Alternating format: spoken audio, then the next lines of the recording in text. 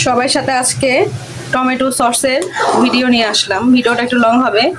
এটা হচ্ছে ছোট ছোট দেশি টমেটো দিয়ে আমি সস বানাবো। ভালো মতো পরিষ্কার করে চুলায় বসিয়ে দিয়েছি।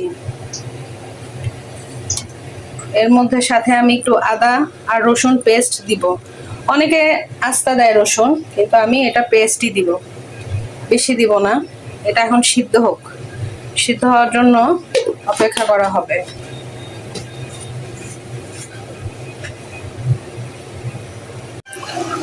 টমেটো গুলো ভালোভাবে সিদ্ধ হয়ে গিয়েছে। এখন আমি এটাকে একটু ঠান্ডা হতে রাখবো। এখানে কোনো চিনি লবণ এখনো অ্যাড করি নাই। এটা ঠান্ডা হবে, তারপর ব্লেন্ডার হবে। এরপরে এটাকে আমি সবকিছু আস্তে আস্তে দিব। এখন কিছুই দিব না, এখন তো সিদ্ধ হইলো। এখন ঠান্ডা হওয়ার জন্য এটা রেখে দিব কিছুক্ষণের জন্য। চুলাটা আমি অফ করে দিচ্ছি। টমেটো গুলো ঠান্ডা হয়ে গিয়েছে। এখন আমি এটা ব্লেন্ডার করব। ব্লেন্ডার করে ছেঁকে নিব। এখন আমি ব্লেন্ডার জগে নিচ্ছি ব্লেন্ডার করার জন্য।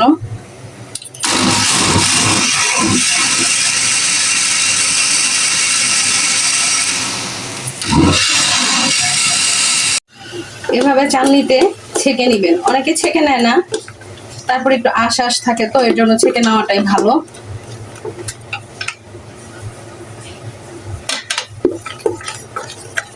ছেঁকে নিলে ভালো হবে। টমেটো গুলোকে ব্লেন্ডার করে ফেলেছি। এই যে লিকুইড হয়েছে। এখন আমি আস্তে আস্তে সব মশলা দিব। এখানে স্বাদ মতো লবণ, যে যার যতটুকু স্বাদ ওইভাবেই দিবে। এরপরে হচ্ছে এটা সিরকা।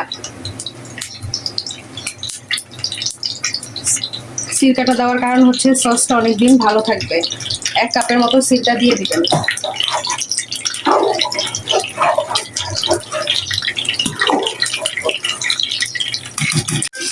এটা হচ্ছে রসুন কুচি করে। রসুন আমি আস্তাই রাখলাম, আপনারা চাইলে কুচি করে ফ্রাই করে এভাবে তেল সহকারে দিয়ে।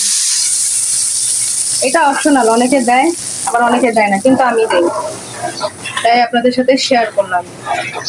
আর সামান্য একটু মরিচের গুঁড়া দিয়ে দিবেন, যেহেতু আমি কোনো মরিচ অ্যাড করি নাই। আর কালারের জন্য আপনারা জর্দার কালার বা যে কোনো ফুড কালার দিতে পারেন, কিন্তু মরিচের গুঁড়া দিয়ে দিলেই সসের কালারটা সুন্দর হয়ে আসে। এরপরে হচ্ছে আমি চিনি অ্যাড করব।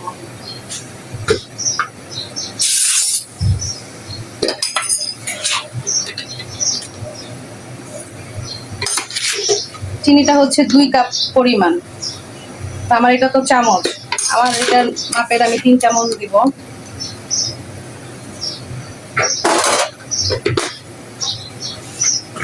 আর লবণটা হচ্ছে আপনাদের স্বাদ মতো দিবেন।